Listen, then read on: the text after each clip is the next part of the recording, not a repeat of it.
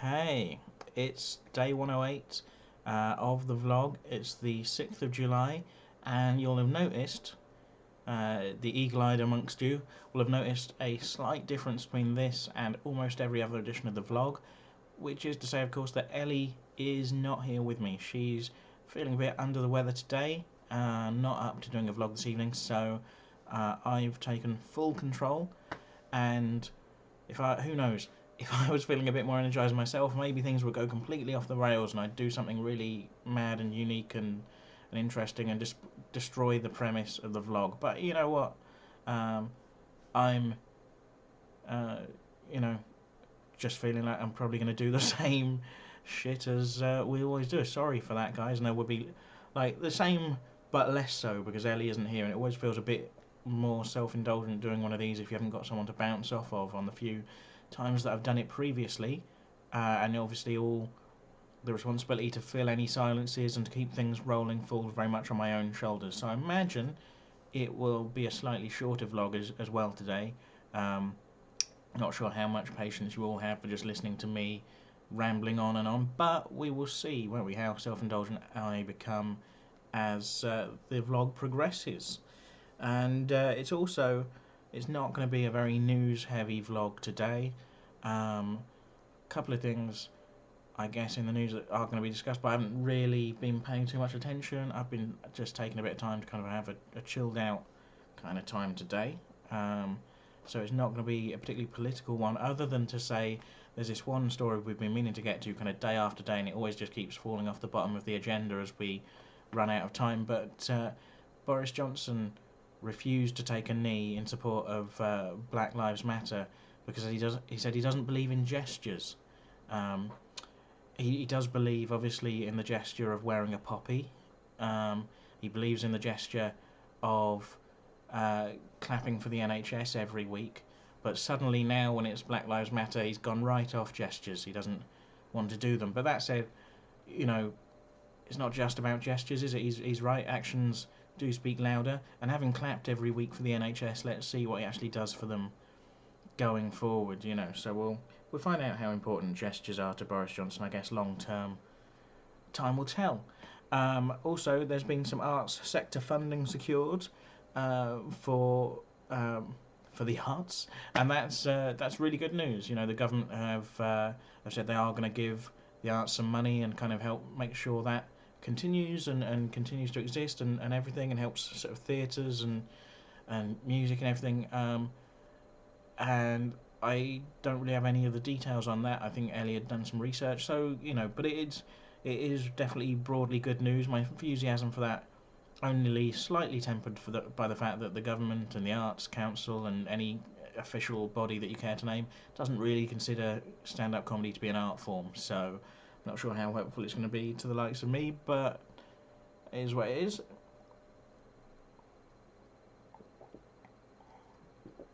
Ah, so I guess that's really kind of feeling quite low enthusiasm. I should be, you know, I know lots of people who works in the arts, and I should be excited for them, but um, yeah, whether it means much for comedy and what my place is going to be within comedy, the other side of this whole thing, is very much up in the air at this point. So it's a bit of a, not quite a raw nerve, but a kind of a thing that I'm not feeling massively excited and enthusiastic about at the moment.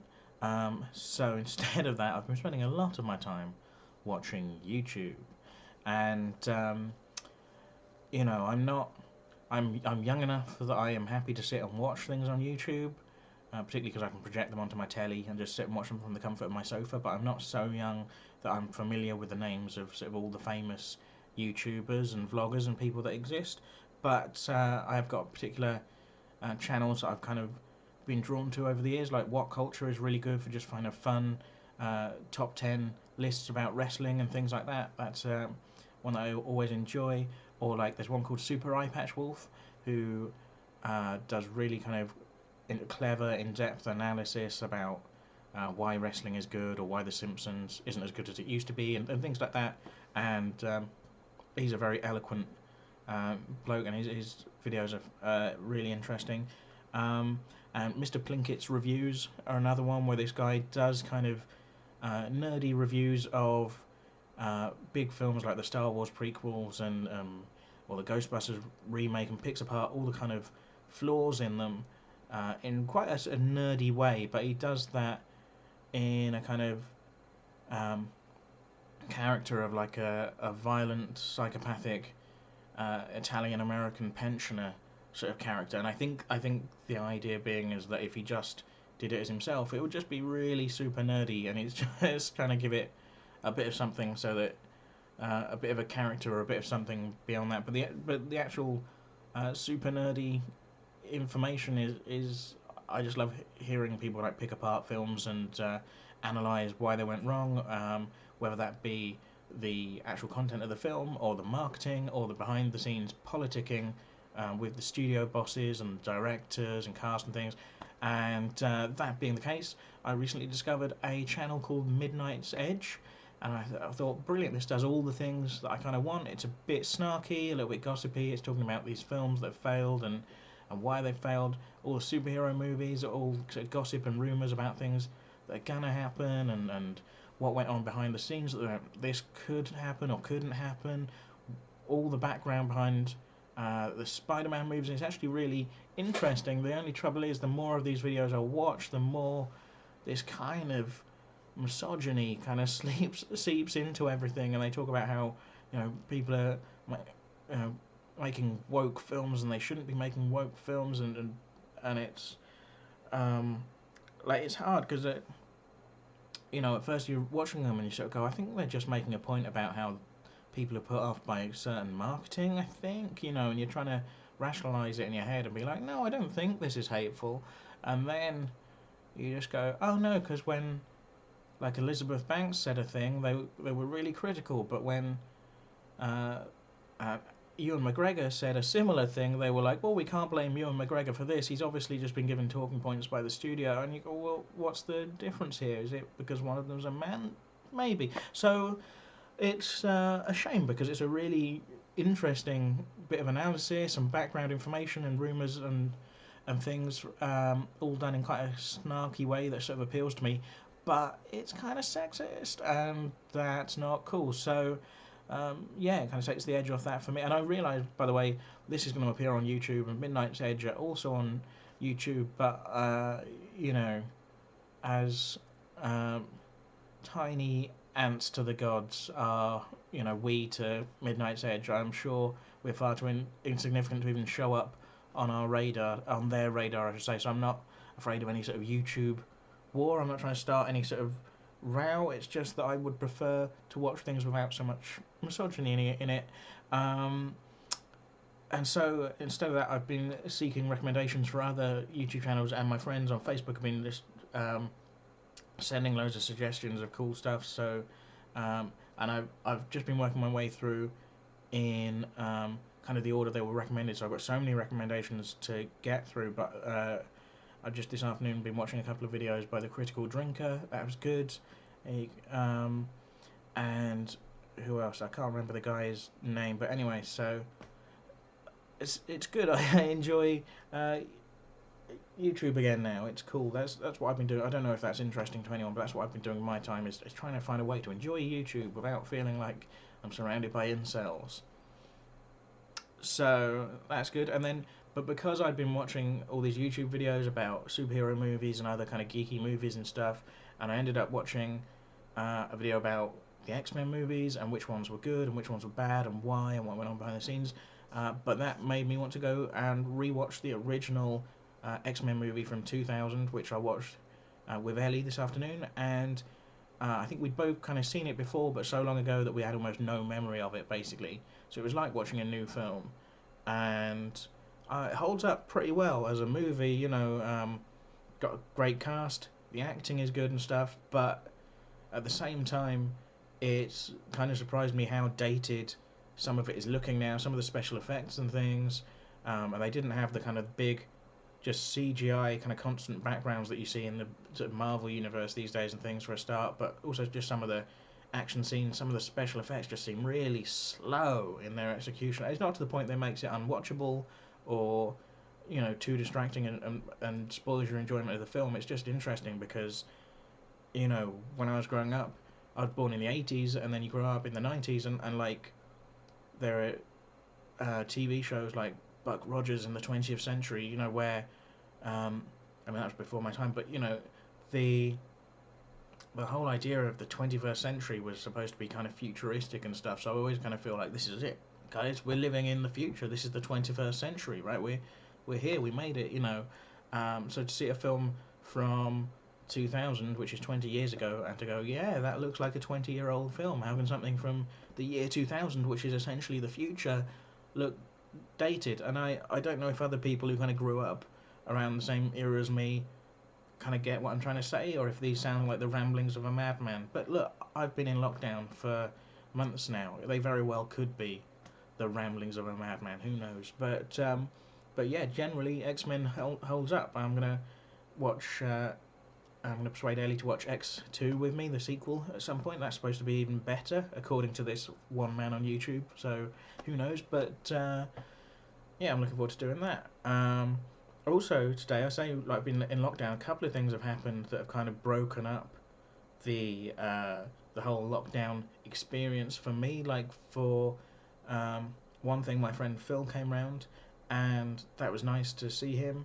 And we had like a little socially distanced catch up in the garden, and we just had like a Coke and kind of a chat and a hangout, and it was really nice. It's weird to kind of be going, this is someone I used to see all the time when I was gigging and we'd hang out and things, and now it's such a kind of rare thing to kind of spend a bit of time with one of my best friends. So that's a bit of a weird one, but it was nice for me. Apart from anything else, it was good to have someone else to share my many opinions with, and kind of put the world to rights a bit, and kind of talk about some of the things that have been going on, both like in my personal life and kind of and forums that we're both on in on Facebook and things like that, and then also kind of world events and kind of politics and things, because I've been living for months on end in this house with just one other person, and don't get me wrong, it has been for the most part quite a blissful experience, apart from sometimes outside concerns and wider world concerns make you feel a bit anxious or bring you down a bit. But in terms of just enjoying the company of that one other person, I couldn't have asked for anything better. She's the best thing that's ever happened to me, and she's happening to me every day in this house. It's pretty great. But what does happen sometimes is that because of her fibromyalgia, she needs a lot of sleep. And particularly at the moment, neither of us. I'm on furlough. Her business is closed, so neither of us has anywhere to be. We've pretty much become semi-nocturnal. So she's sleeping in. I'm sleeping in quite late. She's sleeping in even later. And what happens is, I end up having hours to myself in the house in the morning, and I'll be on Facebook and I'll be watching things, and I will be forming opinions, and then Ellie will come down, bless her, and I will just be splurging opinions at her. And I think, and sometimes she is like a bit tired and not really ready for quite so many opinions, particularly if they're on quite heavy kind of newsy subjects, and I'm espousing my latest opinions about the madness of J.K. Rowling or whatever it may be. And so, I think it's probably not only good for me, but very good news for Ellie if I get to see someone else and splurge some of my opinions on the world at them for a bit, and I realise as well, there's like a straight cis het white man that maybe the world doesn't need my opinions either. I've got to limit how much I kind of put out. I realise I'm doing it now, but I've got to limit in a way how much I put out into the world. I don't need to kind of be constantly sharing all my thoughts with everyone. I do have to keep some of them. It's fine to have opinions and share them with your friends or whatever, but not the whole world doesn't need to hear everything. So I try not to be kind of too opinionated online, or kind of just spill all of my thoughts out into the world, which means Ellie does end up on the receiving end of an awful lot of them, which must get quite wearing. But so yeah, it was really nice to see Phil and be able to just kind of talk, and relax, and that was really fun. And the other thing that I did today that broke up the lockdown experience for me a little bit is that I actually went into Newport town centre, and that was quite a different experience. Again, over the course of lockdown now, I have rarely been more than 5 minutes from the house. I've been once or twice to the vet, and I've been once or twice to a large supermarket, but most of the time I've stayed within a kind of 5 minute perimeter of my house, really. Like, I'll go to the woods down the road and I'll walk around that wood for, a good hour sometimes, but that wood is only like 5 minutes or less walk from my house, and then the shops, the corner shop and the little Tesco on the other side, they're 5 minutes. So I haven't been very far, and when I have been to the vets or the supermarket, I've had a lift, and today I walked by myself all the way into the town centre, which is a good 35-40 minute walk. That is a long way on foot. I'd forgotten how far that feels, especially like, I mean, I used to do that. I used to go to I used to go to work, and I'd have to get up in the morning and get into town to catch the train, so I'd have to do that walk, and then I'd have to do it again on the way home. And it is one of those walks that, for whatever reason, it doesn't matter if you're going one way or the other, both ways seem to go uphill. And you can't quite work out the logistics of it. It's like you're stuck in an Escher painting or something. Like, I'll go into town, that's uphill, but okay, it'll be easier on the way back. Oh no, I'm coming home, and somehow it's still uphill. And now I'm coming home, I'm laden with shopping, and that is heavy, so it's worse. So it's kind of weird going like, I used to walk this every day, and now it seems like such a long way. How am I walking this far? This is an incredible journey I'm going on. I've really worked up an appetite doing this. Quite ordinary walk that I used to do all the time, and so yeah, I guess that's something that people have been maybe not. I don't know, maybe, but for me, that like we've avoided making sort of journeys that we don't have to make, or making pointless trips. I could have gone into town, obviously, at kind of any point, and the supermarkets at least would have been open, and I could have gone to those. Obviously, it's a bit weird, but like I say, we've been avoiding kind of certain pointless journeys, so I haven't done that. It's a bit weird turning up in town and just none of the none of the pubs being open. Like, I had to walk by, basically 3 pubs that I would say are the best pubs in Newport, and there's a few others around that kind of area, but it's only really the 3 that we tend to bother with. Well, yeah, okay, 4. I couldn't even tell you the name of the 4th one though. I've only really been in it a handful of times, but it's kind of got a fun atmosphere sometimes. Anyway, there's 2 are our favourites, and that's Le Pub and Tiny Rebel, and I would recommend actually, particularly Le Pub at the moment, because they have been doing takeaway food on like Tuesdays and Saturdays, I think. So if you're in the Newport area, check them out. If you're not in the Newport area, this information is of no use or value to you. Just feel jealous of the nice takeaway food option that we have here in Newport. It's a wonderful place. But it's just weird anyway, is my point, going into town and seeing these places that are shuttered and closed and without any of the atmosphere that you'd normally expect to be around them. But yeah, then you get into town, and it wasn't particularly busy in town, and in fact it was probably even less busy than it felt, because Ellie's brother went into town the other day, and he pointed out, well, when he went, it felt quite busy in town, but it's not actually very busy. It's just that all of the people that are in town are pretty much all outside. There's not lots of people kind of lingering in shops. You sort of go in and you have to follow a one-way system and get what you want and have to come out again. You can't go and sit in a coffee shop or a restaurant. Like, you can buy a coffee, you can get a Greggs or whatever, but then you have to sit on a bench outside and eat it, or drink while you're walking or whatever. You can't. So normally if you go into a town centre, you don't see as many people as there are there, because everyone's all in the different shops and takeaways and cafes and coffee shops. Whereas at the moment you go into a town centre, pretty much everyone is spending most of the time out on the street, between shops, or stopping and having a coffee and drinking that on a bench. So it feels like You go in, if it seems busy, it's not as busy as it actually seems, but it does mean obviously it's trickier when you have to social distance. I'd gone in. The reason I didn't explain, the reason that I had gone into town today, particularly, was that I wanted to pay some money into the bank. I had a cheque to pay in, and I'd been meaning to do it for a while, but not really getting around to it because I can't do it locally. So I had to go into the town centre eventually, and obviously you don't want your cheque to kind of run out or be forgotten about or get so torn up in your wallet that the bank refuses to accept it. So finally decided to make the trip, but while I was there I thought I'd do a bit of shopping in the Iceland in town as well, because they do some particularly nice vegan things that Ellie likes, and I managed to pick up some nice treaty things for myself as well, which was fun. But it is weird. I didn't wear a mask on my way into town because I thought, well, there'd be lots of fresh air and I can kind of just stay out of people's way, which was broadly fine. Although again, and again, I feel like the kind of grumpy old man of this all, where he's sort of going, um, um, I, don't want to be the kind of grump and the misery and the whatever, but why is it that I'm trying to keep to the side and social distance, and the other person is just ploughing down the middle of the path, not keeping to their side, not allowing us both to maintain social distance, just ploughing down, not giving a shit. It seems to be the habit of a lot of people, which is kind of frustrating. It is what it is.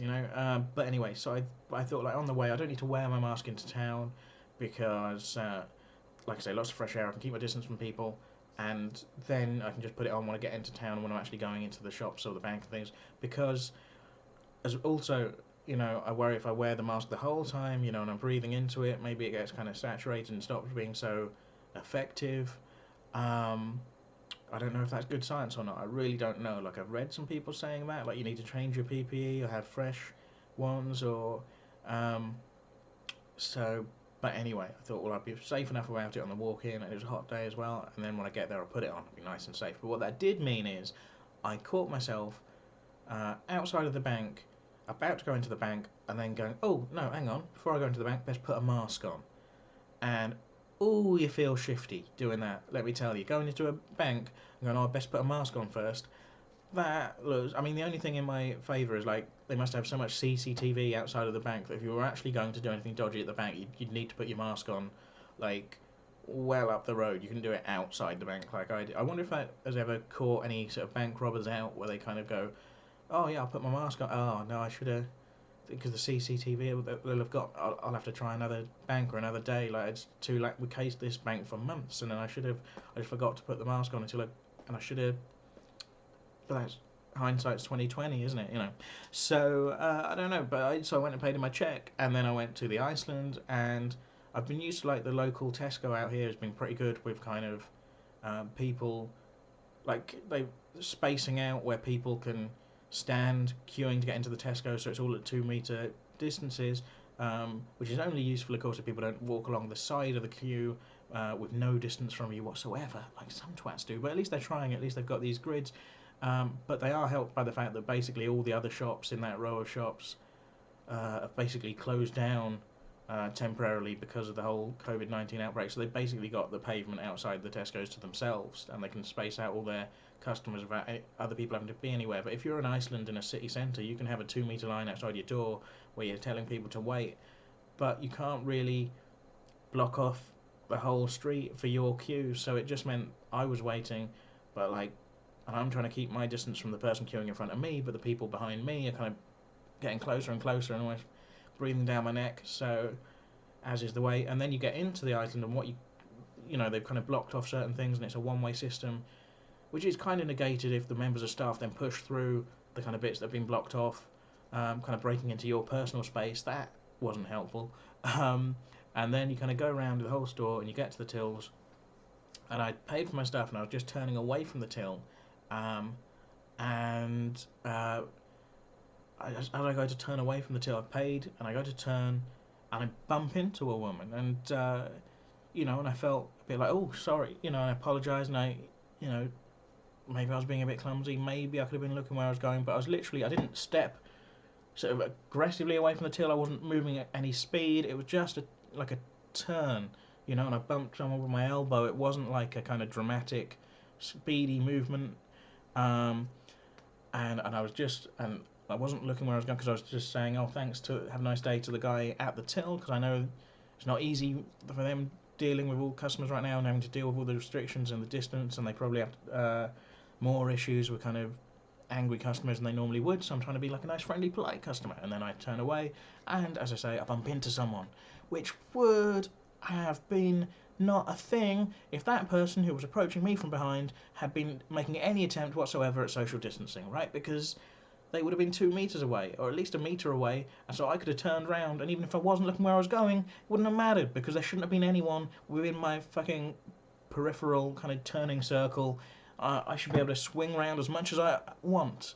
I should be able to do the fucking twist if I want to in a supermarket, because there shouldn't be anyone there. So I bumped into her, but it was her own. I apologise, but it was her fault. What a bitch. What a silly old bitch. That's not a good note to end on, is it? Me calling an old lady a bitch, but she didn't mean any harm, and neither did I, and it was all essentially fine, and I'm sure I haven't caught any disease. It's just, you try and be like, hey, it's fine, people are just people, and people are doing their best, but it's hard when it feels like you're making an effort to stay out of people's way, and other people are not reciprocating that effort, and it's like, hey guys, I don't want to be a fucking moody cunt about it, but there is a global pandemic on. Like, I saw in the news today that, and I'm afraid I don't know the guy's name, but there was a theatre actor, a guy, like a well-regarded theatrical actor from America, Tony Award-winning guy, had died, and he was 41, and he had battled in the hospital for 95 days, they said, with coronavirus, and he'd finally died of complications. And like, that's one guy, but it goes to prove, like, you don't have to be like in your 50s or 60s or 70s for this to be an issue. And I am closer to, I'm younger than 41, but I'm closer to 40 now than I am to 30, just about. And I don't want to die. I also don't want to spend 35 days in hospital with symptoms, suffering, struggling, whatever it is. Like, none of those things sound fun. They all sound fucking miserable. So if we could all just try and avoid that by just staying fucking 2 meters apart from each other, as we're fucking supposed to, like, and I get it's hard sometimes, like in crowded, constricted areas, but sometimes it would be so easy to just make the token fucking effort, and people don't fucking bother. So that's frustrating. But I don't know. I'm hoping that kind of we're through all the worst of this and we've had the peak, and just like, there's a bit of me thinks, well, everyone's like going out to the pubs now in Soho, and they're going to the beaches, and we're going to have a second wave and a second spike. But that didn't particularly seem to be the case after the VE thing, all the street parties there, and I realise those were smaller celebrations, but also, people have been isolating, and maybe that's given things a chance to kind of die off. Like, I'm trying to follow the science as best I can, but I'm not a scientist, and I don't keep on top of the figures like Ellie does. So, I don't know, but, I'm hopeful that we're through the worst of it, but it would fill me with more hope if people could just be a little bit more sensible for a little bit longer.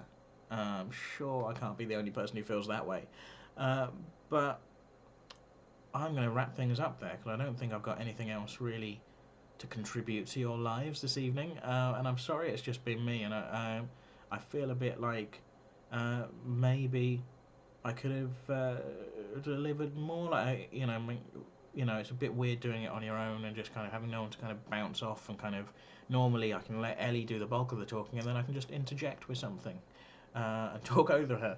But yes, so I'm sorry if this has not been particularly entertaining this evening, but hopefully Ellie will be back tomorrow and we'll be back on top form. In the meantime, like and subscribe, there's no shame in it. Thank you. Bye.